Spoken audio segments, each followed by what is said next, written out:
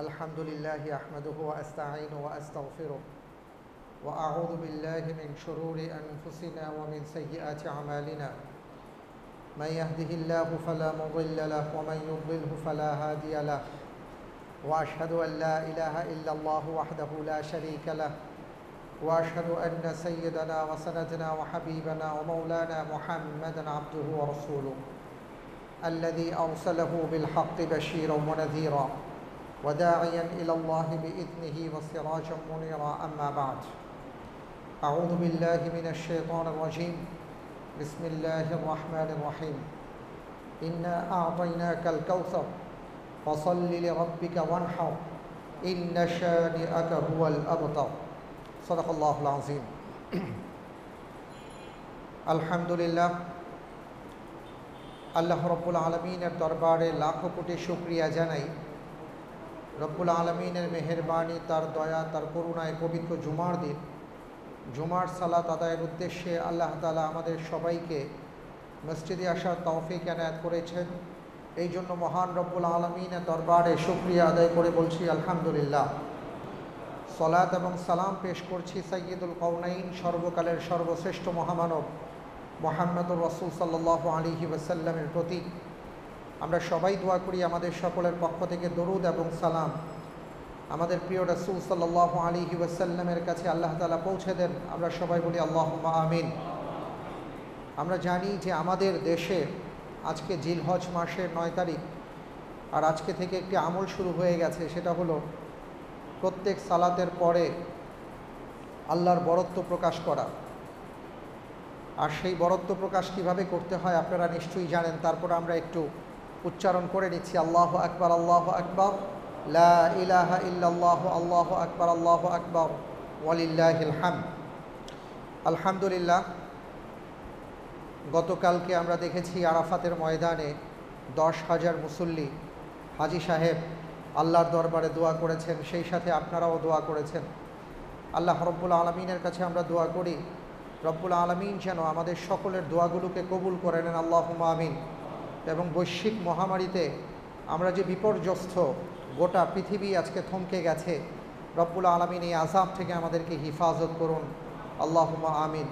আমরা নিশ্চয়ই বুঝতে পেরেছি যে আসলে আল্লাহর রহমত ছাড়া, আল্লাহর করুণা ছাড়া আমাদের বাঁচার কোনো পথ নেই, আমাদের বিকল্প কোনো পথ নেই। তাই এই দোয়া কবুলের সময়গুলোতে আমরা এটাই বেশি বেশি রব্বুল আলমিনের কাছে দোয়া করব, আল্লাহ তাআলা যেন আমাদের সবাইকে হিফাজত করুন। এবং আমরা সবাই আল্লাহর কাছে প্রত্যাবর্তন করেছি, আল্লাহর কাছে ফিরে এসেছি। তিনি আমাদের মালিক, মালিক যেন তার বান্দার প্রতি রহম করেন, আল্লাহুম্মা আমিন। পেয়ারে হাজিরিন, আমরা কয়েকটি সপ্তাহ ধরে কোরবানি সংক্রান্ত বেশ কিছু গুরুত্বপূর্ণ আলোচনা করেছিলাম।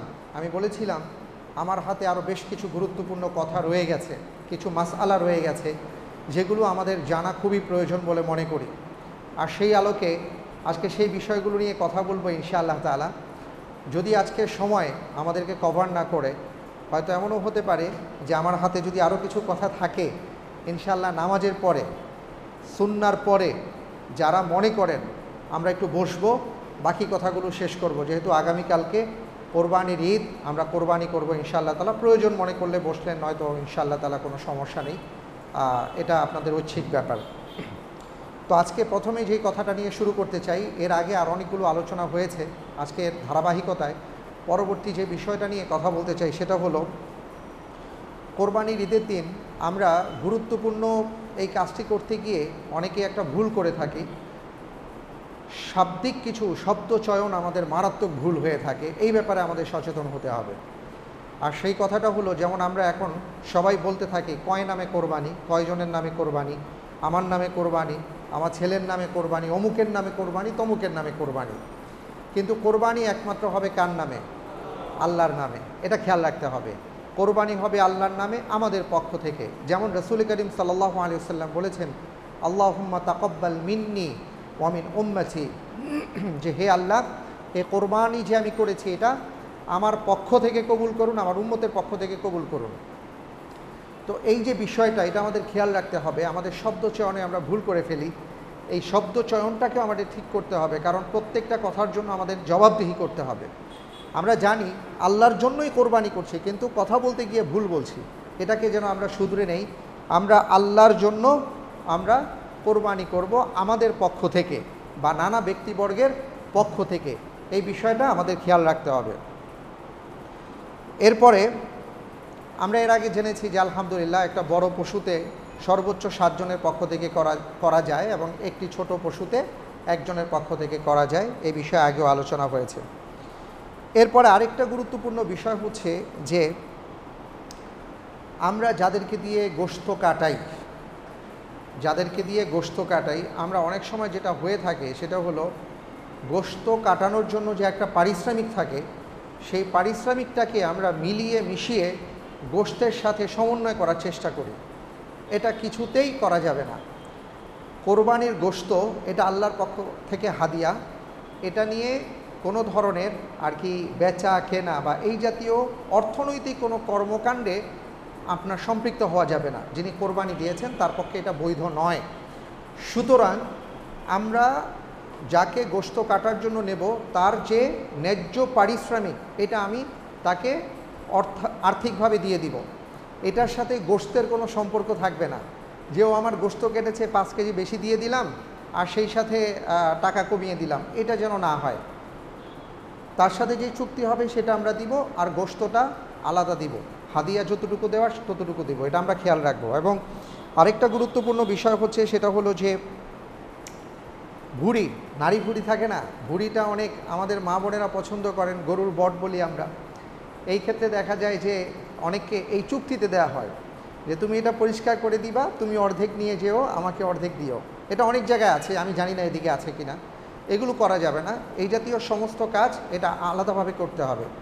তারপরে চামড়ার ব্যাপারটাও আমরা বলতে পারি যে চামড়ার বিষয়টাও দেখা যায় যে যিনি গোশত কেটেছেন বা যদি কসাই হয়ে থাকে তাকে আমরা চামড়াটা দিয়ে দিই। চামড়া আসলে আপনি এটা বিক্রি করা যাবে না, এটা হাদিয়া দিতে হবে এবং এটা গরিবদের হক, আপনি গরিবদের মাঝে দিয়ে দিবেন। প্রসঙ্গত বলি আলহামদুলিল্লাহ এই বছরও আমাদের মসজিদ থেকে যদিও আমাদের কোনো লোকজন যাবে না, কিন্তু আপনারা যদি মনে করেন আমাদের বিভিন্ন প্রকল্প আছে, এই প্রকল্পে সাদাকা স্বরূপ আপনারা কোরবানির চামড়া পাঠিয়ে দিতে পারেন, আমরা এটাকে রিসিভ করব ইনশাআল্লাহ তাআলা।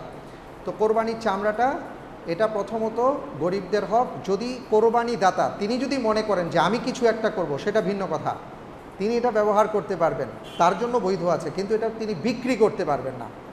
আর যদি বিক্রি করতেই হয় কোনো কারণে, তাহলে ওই পূর্ণ টাকাটা কি করতে হবে, সাদাকা করে দিতে হবে, এটা আমাদের খেয়াল রাখতে হবে। এরপরে যে বিষয়টা আসবে সেটা হচ্ছে যে আমরা আলহামদুলিল্লাহ অনেকেই কয়েকজন মিলে কোরবানি দেই, যেটা আমরা শরিকানা বা ভাগ ইত্যাদি বলি। এটা খুবই সেন্সিটিভ একটা ব্যাপার। সেটা হচ্ছে অবশ্যই আমরা দেখে নিব যাদের সাথে আমরা মিলে মিশে কোরবানি দিচ্ছি তার রিজিকটা হালাল কিনা, হালাল অর্থ থেকে তিনি কোরবানিটা দিচ্ছেন কিনা, এটা খুব গুরুত্বপূর্ণ। তার নিয়তটা ঠিক আছে কিনা, আমার নিয়ত সঠিক কিন্তু আমি জানতে পারলাম, এখানে খুব গুরুত্বপূর্ণ বিষয়, আমি জানতে পারলাম তার রিজিক হালাল না, অথবা আমি জানতে পারলাম তার নিয়তটা সঠিক না। তিনি হয়তো মানুষকে দেখানোর জন্য কোরবানি দিচ্ছেন, কাউকে খুশি করার জন্য কোরবানি করছেন, অথবা গোশতের জন্য কোরবানি করছেন, অথবা তিনি তার বিভিন্ন কারণে তিনি কোরবানি করছেন। আর কি আল্লাহর জন্য যে কোরবানি, এটার মাঝখানে একটা প্রাচীর দাঁড়িয়ে গেছে, তাহলে কিন্তু তার কোরবানি হবে না। এবং সেই সাথে আপনি যদি জানতে পারেন, জেনে শুনেও যদি তার সাথে আপনি কোরবানি করেন, তাহলে আপনারও কোরবানি হবে না। এই জন্য যাদের সাথে মিলেমিশে আমরা কোরবানি করব, এই ব্যাপারগুলো আমরা খুব ভালোভাবে জেনে বুঝে তারপরে আমরা কোরবানি করব। আল্লাহ তাআলা আমাদেরকে তৌফিক দান করুন, আল্লাহুম্মা আমিন। এরপরে আরেকটা প্রশ্ন অনেকেই করে থাকেন, সেটা হলো ভাই রাসূল সাল্লাল্লাহু আলাইহি ওয়াসাল্লামের পক্ষ থেকে কোরবানি করা যাবে কি না। আল্লাহ রাসূল সাল্লাল্লাহু আলাইহি ওয়াসাল্লাম তিনি তার উম্মতের পক্ষ থেকে কোরবানি করেছেন আমরা জানি।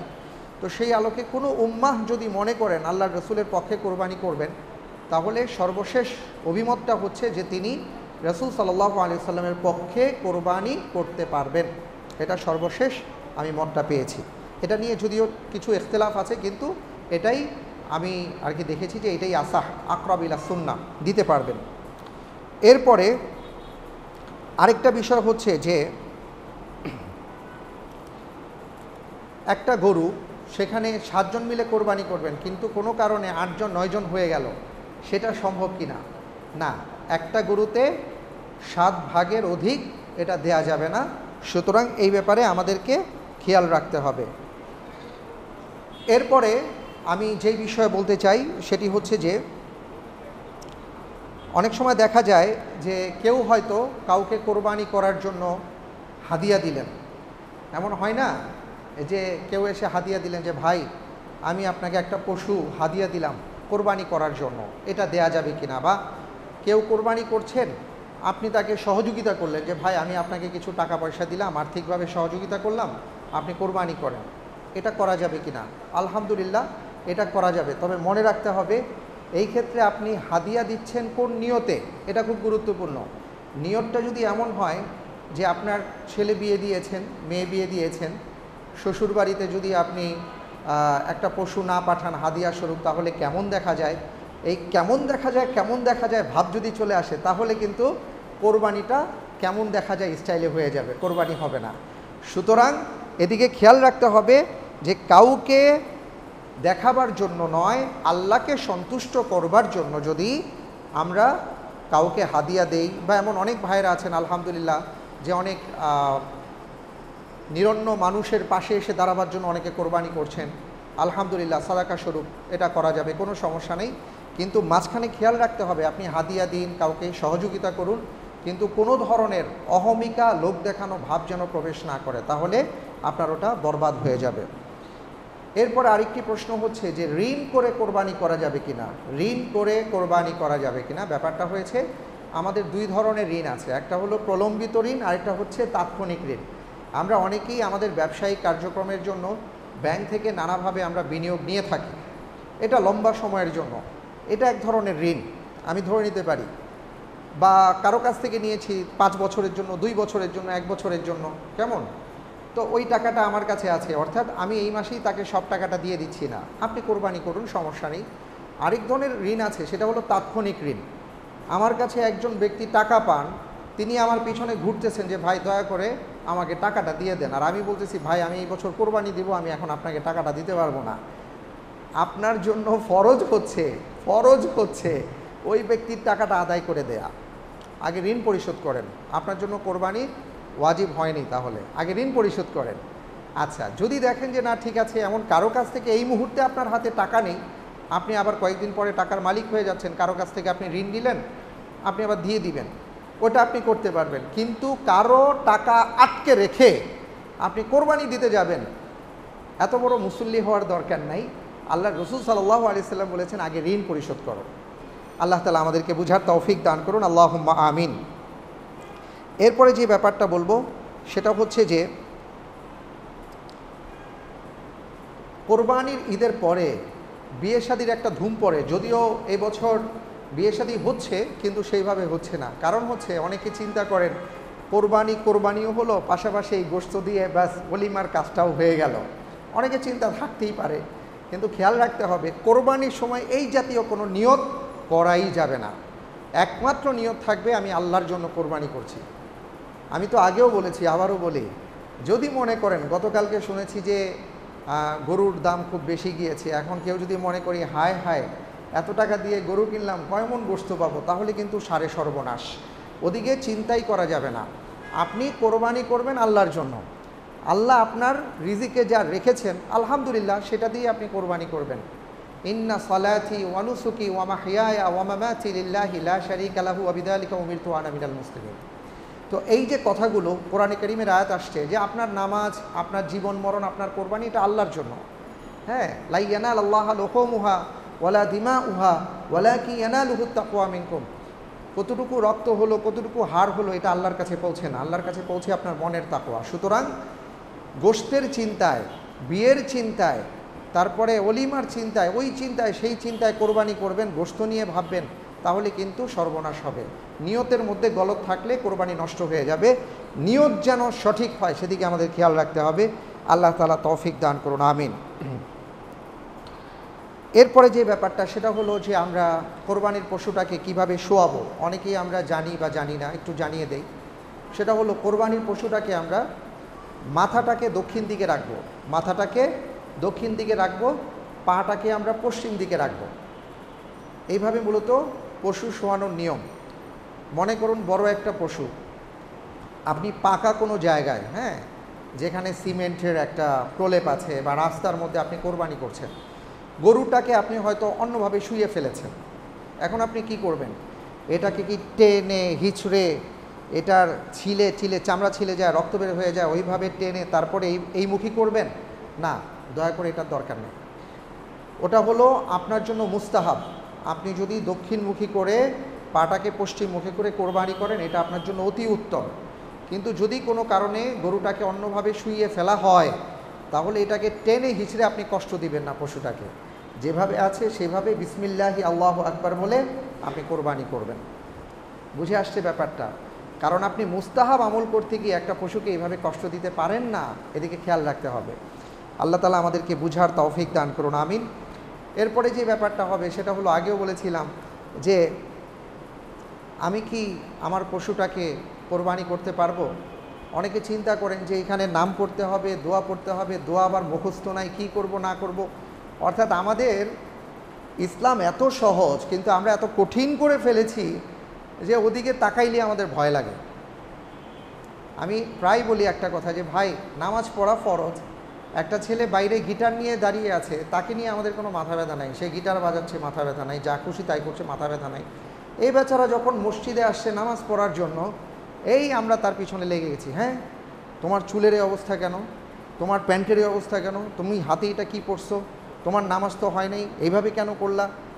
ও বেচারা তখন চিন্তা করে, সর্বনাশ, বাইরে ছিলাম তাতেই তো ভালো ছিলাম, কেউ কোনো কথা বলে নাই, ভিতরে ঢুকলাম, নানা ধরনের মানুষ নানা কথা শুরু করছে, আমার আর আসার দরকার নাই। তো ঠিক এমন নানা জায়গায় আমরা ব্যাপারগুলোকে কঠিন করে ফেলেছি। ইসলাম অত্যন্ত সহজ। কোরবানি যার পশু তিনি কোরবানি করতে পারবেন, শুধু একটা দোয়া শিখতে হবে, সেটা হলো বিসমিল্লাহি আল্লাহু আকবার। বিসমিল্লাহি আল্লাহু আকবার। আমাদের দেশে কিছু প্রচলিত নিয়ম আছে। দৌড়ায়া কি করে, কোরবানির পশুটাকে আগে শোয়ায়, শোয়ানোর পরে গলাটার মধ্যে চাপ দিয়ে ধরে, তারপরে একজন গিয়ে সুন্দরভাবে নামের একটা লিস্ট দেয় হুজুরের কাছে। হুজুর মাশাল্লাহ দিলে কেরাতের সাথে পড়তে শুরু করেন, 7টা নাম। সেই নামের মায়ের নাম কি, বাবার নাম কি, হ্যাঁ, পারলে ঠিকানা সহকারে পড়া শুরু হয়। এরপরে এই পড়তে পড়তে ওদিকে গরুর অবস্থা খারাপ, তাই না? এটা কিন্তু জাপটে ধরে, এবং এইখানে অনেকে চাপ দিয়ে ধরে, কারণ রক্তটাকে আটকে রাখে ওই মুহূর্তে। গরুর অবস্থা খারাপ, আমি নাম পড়তে পড়তে আমার কাহিনী শেষ। এটা আসলে সিস্টেম না। আল্লাহর রাসূল সাল্লাল্লাহু আলাইহি ওয়াসাল্লাম হজের মৌসুমে 63টা উটকে নহর করেছিলেন, বিসমিল্লাহি আল্লাহু আকবার বলেছেন। 63টা উট, নানা ব্যক্তি, তারা বলেছেন, ইয়া রাসূলুল্লাহ, আমাদের পক্ষ থেকে আপনি কোরবানি করেন। তা আল্লাহর রাসূল সাল্লাল্লাহু আলাইহি ওয়াসাল্লাম আল্লাহুম্মা তাকাব্বাল মিন্না বলে নহর করেছেন, বিসমিল্লাহি আল্লাহু আকবার বলে নহর করেছেন। উনি সেখানে নাম কে কি দিল এইভাবে পড়েন নাই, এবং পরবর্তীতে আলী রাদিয়াল্লাহু তাআলা আনহুকে দায়িত্ব দিয়েছেন। আলী রাদিয়াল্লাহু তাআলা আনহু বাকিগুলোকে নহর করেছিলেন। এরপরে নহর করার পরে, জবাই করার পরে আপনি বলেন আল্লাহুম্মা তাকাব্বাল মিন্না, হে আল্লাহ আমাদের পক্ষ থেকে কবুল করেন। অথবা ওই মুহূর্তে যদি আপনার বলতে ইচ্ছে হয় নাম, হে আল্লাহ আমরা এই 4-5 জন মিলে কোরবানি করেছি, বা আমি কোরবানি করেছি, আমার পক্ষ থেকে কবুল করেন, আপনি তখন নাম পড়েন। আল্লাহর হস্তে ওই পশুটাকে শুইয়ে কষ্ট দিয়ে তারপরে আপনার নাম পড়ার দরকার নেই। আচ্ছা, আরেকটা হলো, আমরা দোয়া পড়তে থাকি, ইন্নী ওয়াজ্জাহতু ওয়াজহিয়া লিল্লাযী। এটা দোয়া পড়ার চাইতে দোয়ার মধ্যে কি বলা হয়েছে এইটা জানা খুব বেশি জরুরি ছিল। আমরা ওইটা না জেনে দোয়া পড়ে তারপরে জবাই করার দিকে আমরা ধাবিত হই। ব্যাপারটা হয়েছে, এটা আপনার জন্য সুন্নাহ না। আপনি ওই দোয়া না পড়লেও কোনো সমস্যা নেই, আপনি শুধু বিসমিল্লাহি আল্লাহু আকবার বলে তারপরে আপনি জবাইটা করেন। জবাইটা কিভাবে করবেন? গরুর পশুটাকে শুইয়ে দেওয়ার পরে তার 2টা কান যদি আপনি একত্রিত নিয়ে আসেন, আপনি এখানে কণ্ঠনালীটাকে দেখতে পাবেন। ওই কণ্ঠনালীতে আপনি বিসমিল্লাহি আল্লাহু আকবার বলে ছুরি চালিয়ে দেবেন, ব্যাস, আলহামদুলিল্লাহ। এবং লক্ষ্য রাখবেন যে যেই রগগুলো আছে বড় বড়, এই রগগুলো কাটা হয়েছে কিনা, রক্তটা প্রবাহিত হয়েছে কিনা, সেদিকে আপনি লক্ষ্য রাখবেন, ব্যাস, আপনার কোরবানি হয়ে গেছে। আরেকটা কাজ এখানে করতে হবে, সেটা হলো যে ওই পাশে যদি কসাই থাকে, সে করে কি, বলে হইছে একটা পোজ দেওয়ার পরে হুজুর আপনি সরেন, বা যিনি জবাই করছেন তাকে সরায়া ধাক্কায় দিয়া তারপরে উনি নিজেই বাকি কাজ সারার চেষ্টা করেন। এটা করতে দিব না। আমি পুরাটা কাজ শেষ করে তারপরে অপেক্ষা করব, আর যতক্ষণ পর্যন্ত প্রাণ বের না হবে ততক্ষণ পর্যন্ত আমি কাউকে ধরতে দিব না। এটা আমরা খেয়াল রাখবো, এটা খুব গুরুত্বপূর্ণ কথা। প্রাণ বের হয় না কেন এটা নিয়ে আঘাত করা হয়, হাতে পায়ে রক ছিঁড়ে দেওয়া হয়, এটা অমানবিক কাজ, এটা করা যাবে না। আল্লাহ আমাদেরকে হিফাজত করুন, আমিন। বর্তমানে আরেকভাবে পশুকে জবাই করা হয়, সেটা হচ্ছে যে বৈদ্যুতিক মেশিন দিয়ে আগে তাকে শক দেওয়া হয়, তাকে দুর্বল করে ফেলা হয়, এরপরে আর কি জবাই করা হয় বা আধুনিক মেশিন দিয়ে সেটাকে কাটা হয়। এটা খেয়াল রাখতে হবে যে কোনো পশুকে জবাই করার জন্য আর কি কোনো পশুর জবাইটা শুদ্ধ হওয়ার জন্য যেটা করতে হবে সেটা হলো যে তার রক্তটাকে কেটে প্রবাহিত করতে হবে। এখন যদি তাকে শক দিয়ে আগেই আর কি মেরে ফেলা হয়, আধমরা করা হয়, এটা আসলে ঠিক হবে না। এটাকে সুন্দরভাবে আপনার জবাইটা করতে হবে, অর্থাৎ ছুরি যেটাই হোক, সেটা হতে পারে ধার কিনা সেটা লক্ষ্য রাখতে হবে, কিন্তু শক দিয়ে দুর্বল করে তারপরে জবাই করা, এটা ইসলামিক স্কলারগণের মতে এটা সহি হবে না। এরপরে আরেকটা কথা বলি, সেটা হলো পশু জবাই করতে গিয়ে তখন একটা সবাই কঠিন একটা পরিস্থিতির মধ্যে থাকেন, একটা উত্তেজনার মধ্যে থাকেন। ঘটনা ঘটতেই পারে যিনি জবাই করেছেন বিসমিল্লাহ বলতে ভুলে গেছেন, এটা হতে পারে, অসম্ভব কিছু না। যিনি জবাই করেছেন বিসমিল্লাহ বলতে ভুলে গেছেন, এটা হতে পারে, সমস্যা নাই, আলহামদুলিল্লাহ। আপনি এটা ভুলে গেলে, বিসমিল্লাহ বলতে যদি কেউ ভুলে যান পশু জবাই করার ক্ষেত্রে, ওই পশু হালাল, সমস্যা নেই। ইচ্ছাকৃতভাবে যদি কেউ বিসমিল্লাহ না বলে তখন ওই পশু আর খাওয়া যায় না। আমরা কি বুঝতে পেরেছি ব্যাপারটা?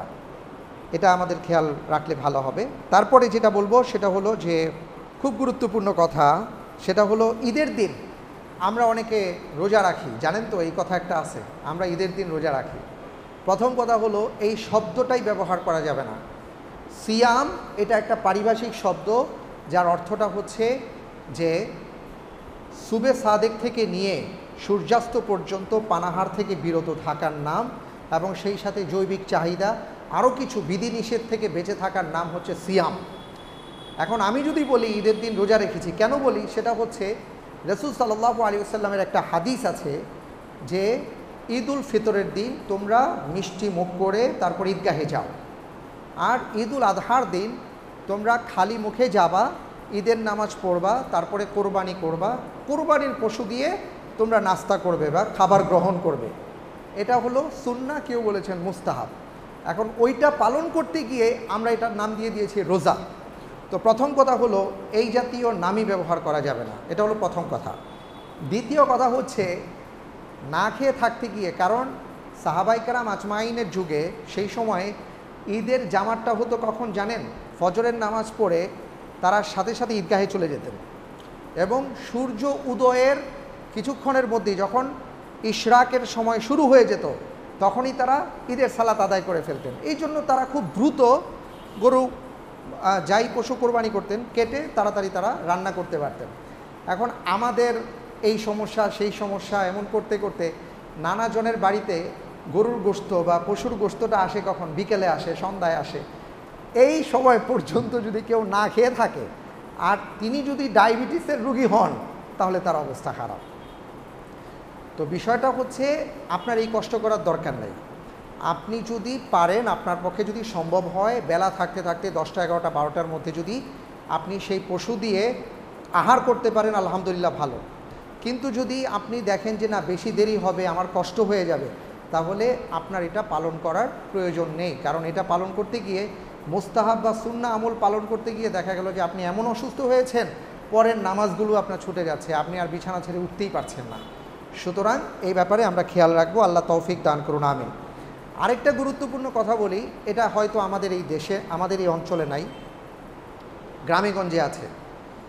সেটা হলো অনেককে আমি দেখেছি, আমার নিজের চোখে দেখা, কোরবানির পশুটাকে যখন জবাই করা হয়, রক্তটা যখন প্রবাহিত হয়, তখন কেউ কেউ করে কি, ওটা গ্লাসে নিয়ে গরম রক্তটা নিয়ে ওটা নিয়ে যায়। কেন? এতে নাকি রোগ আরোগ্য হয়, এবং এটা নানা ধরনের রুগীদেরকে খাওয়ানো হয়। এটা একটা প্রচলিত বিশ্বাস মানুষের মধ্যে আছে, এদিকে নেই, কিন্তু গ্রাম অঞ্চলে বা নানা জায়গায় এখনও এই প্রথা, এই বিশ্বাসটা আছে। আমি সুস্পষ্টভাবে বলতে চাই, এটা একটা কুসংস্কার, এর ধারের কাছে আমরা কেউ যাব না, আল্লাহর ওয়াস্তে কেউ যাব না। এটা আমাদের জন্য হারাম, এই রক্ত পান করাটা হারাম, এটা খাওয়া যাবে না, আল্লাহ তাআলা হারাম করে দিয়েছেন। হারাম জিনিস দিয়ে কখনো এই ধরনের চিকিৎসা করা যায় না। এই ব্যাপারে আমরা সজাগ দৃষ্টি রাখব। এরপরে আমি যে কথাটা বলবো সেটা হলো প্রায় আলোচনা হয়ে থাকে যে কোরবানি এবং আকিকা একসাথে দিতে পারবো কি না। অনেক ভাইরা এটা জিজ্ঞেস করেন। আসলে আকিকা আর কোরবানি দুই জিনিস। আকিকার সম্পর্ক হলো সন্তান জন্মের 7 দিনের মাথায়, সন্তান জন্মের সাথে আকিকার সম্পর্ক। আর কোরবানির সম্পর্ক হলো জিলহজ মাসের 10 তারিখ থেকে। কেমন? দুইটা এক জিনিস না, এটা আমাদেরকে বুঝতে হবে। কোনো ইসলামিক স্কলার এটাকে সর্বোচ্চ জায়েজ বলেছেন। জায়েজ তার মানে বৈধতা দেয়া হয়েছে, কিন্তু এটা সুন্নাহ না, এটা সবাই স্বীকার করেছেন। সুন্নাহ কি? সুন্নাহ হচ্ছে কোরবানি আলাদা দেয়া, আকিকাটা আলাদা দেয়া। সুতরাং আমরা চেষ্টা করব সুন্নাহর উপর আমল করার। যদি আপনি আকিকা দিতেই চান, আলাদা একটা ছাগল কিনেন, আলাদা পশুতে আপনি আকিকা দেন, কিন্তু কোরবানির পশুর সাথে আকিকা না মেলানোই আপনার জন্য উত্তম হবে। আল্লাহ তৌফিক দান করুন আমাদের এইভাবে আমল করার জন্য, আমিন। আরেকটা হলো যে আপনি হয়তো এই অঞ্চলে আছেন, আপনার কোরবানিটা আপনার গ্রামে হচ্ছে। তো অনেকে জিজ্ঞেস করেন যে ভাই আমি এক জায়গায়, আমার কোরবানি আরেক জায়গায়, সমস্যা আছে কি না? না, কোনো সমস্যা নাই, আলহামদুলিল্লাহ। আপনি যেখানেই থাকুন না কেন, আপনার কোরবানির পশু যেখানে আছে সেখানে আলহামদুলিল্লাহ কোরবানি হতে পারে, এতে কোনো সমস্যা নাই, এটা নিয়ে কোনো প্রবলেম হবে না ইনশাআল্লাহ তাআলা। আর আরেকটা হলো যে কোরবানি, মনে করেন আপনি যেখানে আছেন আপনার কোরবানির পশুটা আরেক অঞ্চলে আছে বা আরেকটা দেশে আছে, তো কোরবানিটা কোন সময় অনুপাতে দিবে? আপনি এখানে ঈদের নামাজ পড়েছেন কথার কথা 7:30টায়, আর আপনি যেখানে কোরবানি দিচ্ছেন সেখানে হয়তো ঈদের নামাজ হচ্ছে 9টায়। এখন আপনি কি 7:30টায় নামাজ পড়ে তাদেরকে বলবেন যে আমি নামাজ পড়ে ফেলেছি, তুমি কোরবানি করে দাও? বিষয়টা কি এমন হবে? না। বিষয়টা হচ্ছে যেই অঞ্চলে যেই সময় ঈদের নামাজ হয় সেই অঞ্চলে সেই এলাকা ওই ঈদের নামাজের উপর ভিত্তি করেই কোরবানি করা হবে। আমরা কি বুঝতে পেরেছি? সেটা আগেও হতে পারে, পরেও হতে পারে। এমনও হতে পারে যে আপনার ঈদের নামাজ মনে করেন যে 9টায়, কিন্তু আপনার কোরবানি হয়ে গেছে 7:30টায়। সমস্যা নেই, সমস্যা হবে না ইনশাআল্লাহ তাআলা। জি, এরপরে আমি যেটা বলবো সেটা হলো যে কোরবানির জন্য পশু কেনা হয়েছে, পশুটা হারিয়ে গেছে, অথবা এমন কোনো সময় আপনি পশুটা কিনেছেন বা এমন কোনো ঝামেলা লেগে গেছে যে আপনি পশুটা কোরবানি করতে পারেন নাই। ঈদের যে নির্দিষ্ট 3টা দিন আছে, 10, 11, 12, কারো কারো মতে 13 তারিখ পর্যন্ত, এই যে 3 দিন বা 4 দিন সময় আছে, এই সময়ের মধ্যে যদি আপনি কোরবানি করতে না পারেন তাহলে কি হবে? তাহলে যেটা হবে সেটা হলো এই পশুটাকে আমরা সাদাকা করে দিব। এটা আর আপনি কোরবানি করতে পারবেন না, কারণ কোরবানির দিন চলেই গেছে। আর কিভাবে কোরবানি করবেন? এটা গরিবদের হক, গরিবদের মাঝে আমরা সাদাকা করে দিব। চামড়ার কথাটা এর আগেও এসছে। মোটামুটি আমি এটা বলি যে চামড়া চাইলে নিজেরা ব্যবহার করতে পারবো, নিজেরা চাইলে খেতে পারবো, চামড়া খাওয়াও যায়, আর গরিবদেরকে দান করে দিব। আর যদি এটা বিক্রি করে দেই তাহলে এই বিক্রয় মূল্যটা আমরা গরিবদের মাঝে বিলি বন্টন করে দিব। এটা আমরা ব্যবহার করতে পারবো না, চামড়ার টাকাটা নিজেরা ব্যবহার করতে পারবো না। আরেকটি বিষয় হলো পশুর হাড়, চর্বি অনেক জায়গায় বিক্রি হয়, দেখবেন অনেকে আসে চর্বি নিতে আসে, দেখেছেন? কোরবানিকৃত পশুর কোনো কিছু বিক্রি করা যায় না, এটা খেয়াল রাখতে হবে। আপনি যে পশুর কোরবানি করেছেন সেটার কোনো কিছু আপনি বিক্রি করতে পারবেন না। তবে কেউ যদি আপনাকে কোনো কিছু হাদিয়া দেয়, আর আপনি যদি মনে করেন হাদিয়াকৃত পশুর যেটা গোশত পেয়েছেন, হাড় পেয়েছেন, কথার কথা চর্বি পেয়েছেন, ওখান থেকে আপনি চাইলে বিক্রি করতে পারবেন, কিন্তু আপনি যেটা কোরবানি করেছেন সেটা আপনি বিক্রি করতে পারবেন না। এরপরে যেটা বলবো সেটা হলো কোরবানি গোশতের বন্টনটা কি হবে। বন্টনটা হলো 3টা ভাগ করে, 1 ভাগ নিজের কাছে রাখা, আরেক ভাগ আত্মীয় স্বজন পাড়া প্রতিবেশীদেরকে দেয়া, আরেক ভাগ গরিব মিসকিনদেরকে দান করা। এটা হলো উত্তম, এটা মুস্তাহাব, ফরজ না, ওয়াজিব না, এটা মুস্তাহাব। কোরবানি যিনি দিচ্ছেন তিনি তার পশুর গোশতটা কী করবেন সেই ব্যাপারে স্বাধীন।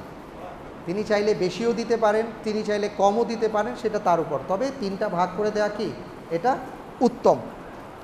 এরপরে যেটা বলবো সেটা হলো যে আমাদের সমাজে কোনো জায়গায় সমাজের ভাগ বলে একটা কথা আছে, আপনারা শুনেছেন, অর্থাৎ একটা ভাগ সমাজকে দিয়ে দিতে হয়। সমাজের মানুষ আবার সেটাকে একত্রিত করে আবার সমাজের সমস্ত মানুষকে একসাথে তারা বিলি বন্টন করে দেন। এটা আমি দেখেছি, আমি যেখানে কোরবানি করি সেখানে এটা হয়। ব্যাপারটা হয়েছে এটা একদিক থেকে এটার বৈধতা আছে, আবার আরেক দিক থেকে সমস্যা আছে। বৈধতা হলো সবাই যদি এ ব্যাপারে একমত হন, সকল কোরবানিদাতা যদি একমত হন যে আমি আমার গোশতের একটা অংশ সমাজকে দিব, এবং এটা যদি তারা আর কি খুশি মনে দেন, সমস্যা নেই। কিন্তু যদি কারো মনে কষ্ট থাকে, নেতাদের চাপে পড়ে, এলাকার প্রভাবশালীদের চাপে পড়ে তিনি দিচ্ছেন, তাহলে এটা বৈধ হবে না। কারণ আমি আগেও বলেছি, কোরবানি যিনি দিয়েছেন এই পশুর গোশতটা তিনি কি করবেন এই ব্যাপারে তিনি স্বাধীন, তিনি দিতেও পারেন নাও দিতে পারেন।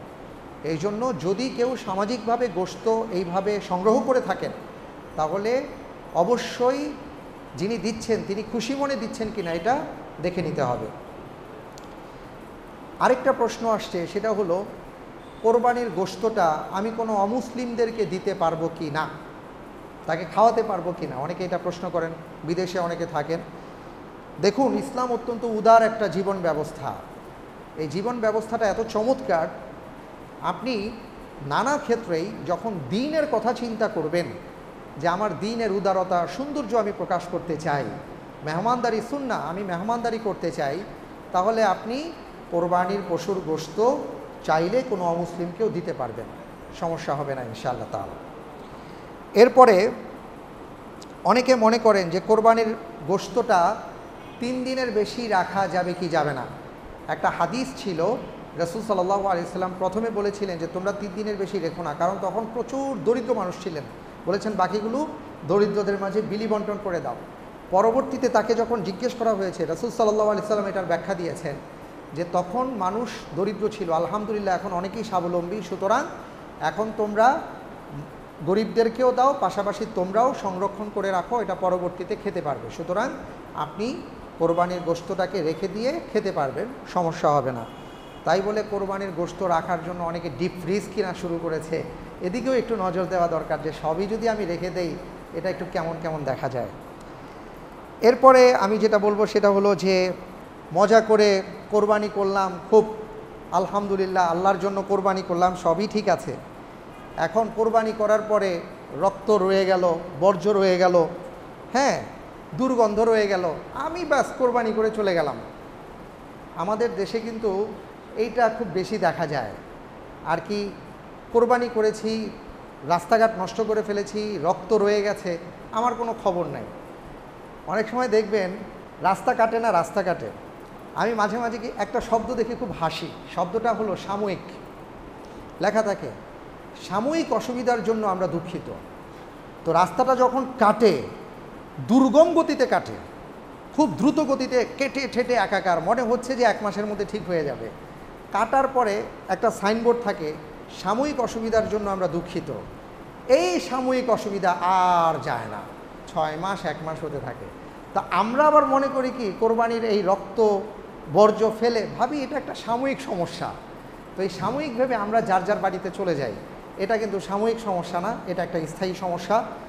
ইমাতাতুল আযা আনিত তরিক, একটা কথা মনে রাখতে হবে, মানুষকে কষ্ট দিবেন এটা তো দূরের কথা, আমি কোরবানি করেছি কিন্তু মানুষ আমার কারণে কষ্ট পাচ্ছে, আমি রক্তটাকে দূর করলাম না, আমি বর্জ্যগুলোকে দূরে সরালাম না, আমি রাস্তাটাকে পরিষ্কার করলাম না, দুর্গন্ধ মুক্ত পরিবেশ আমি করলাম না, আমি ভাবলাম বিশাল বড় কোরবানি করে দিয়েছি।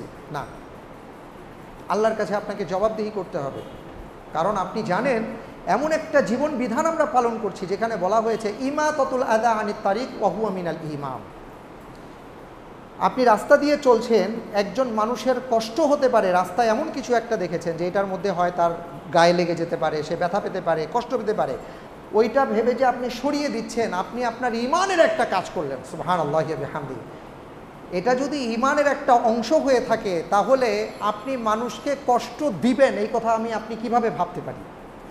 সুতরাং আল্লাহর ওয়াস্তে যারাই যেখানে কোরবানি করব, রক্ত বর্জ্য এগুলো আমাদের দায়িত্বে আমরা একেবারে পরিষ্কার পরিচ্ছন্ন করে একেবারে জার মুক্ত করে আমরা রাখার চেষ্টা করব, যাতে করে কোনো পথচারী কোনো বসবাসকারী ব্যক্তিদের কষ্ট না হয়, এদিকে আমাদের খেয়াল রাখতে হবে।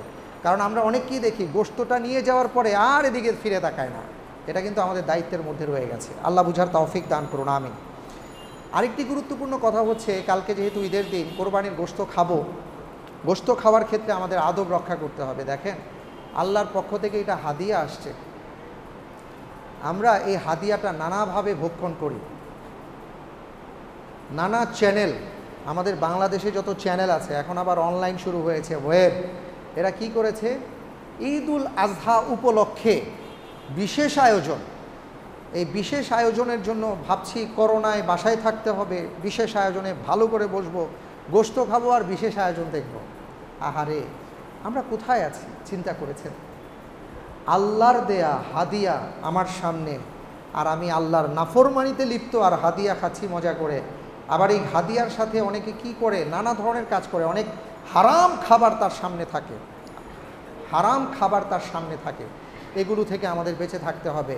আমাদের অনুভূতিটাকে জাগ্রত রাখতে হবে যে হযরত ইব্রাহিম আলাইহিস সালাম তার কলিজার টুকরোকে কোরবানি করতে চেয়েছিলেন, সেখানে আল্লাহ কত বড় রহম করেছেন, আমাদেরকে বলেছেন যে না, আমি সেটা চাই না, তুমি একটা পশু কোরবানি করো। কোরবানি করে দিলেও যথেষ্ট ছিল। আল্লাহ তাআলা মেহেরবানি করে বলেছেন, অসুবিধা নাই, কুলু মিনহা ওয়াতাইমুল বাইসাল ফাকির, ঠিক আছে, পশুটা কোরবানি করেছো, এর গোশতটা তুমিও খাও। আর সেই গোশত খেতে গিয়ে যদি আমরা আল্লাহকে ভুলে যাই, নাফরমানি করি, এই বিভিন্ন আয়োজন দেখি, নাফরমানিমূলক আয়োজন দেখি, নামাজকে ভুলে যাই, ইবাদতকে ভুলে যাই, তাহলে আল্লাহর কাছে কি জবাব দিব বলেন? এদিকে আমরা যেন লক্ষ্য রাখি, এই ধর্মীয় উৎসবটাকে যেন ধর্মীয়ভাবে পালন করতে পারি। আল্লাহ তাআলা আমাদের সবাইকে সেই তৌফিক দান করুন, আল্লাহুম্মা আমিন। আর আরেকটা কথা হলো, আল্লাহ সুবহানাহু ওয়া তাআলা বলেছেন, ফাইদা কাদাইতুম মানাসিকাকুম ফাযকুরুল্লাহা কাযিকরিকুম আবাআকুম আও আশাদ্দা যিকরা। যখন তোমরা তোমাদের কোরবানির পশু তোমরা জবাই করবে, তখন এরপর থেকে কি করবে, আল্লাহর বরত্ব প্রকাশ করবে। যখনই আপনার মনে পড়বে আল্লাহু আকবার, আল্লাহু আকবার, লা ইলাহা ইল্লাল্লাহু, আল্লাহু আকবার, আল্লাহু আকবার, ওয়ালিল্লাহিল হামদ। আজকে ফজরের পর থেকে নিয়ে একেবারে 13 তারিখ আসর পর্যন্ত আমরা এই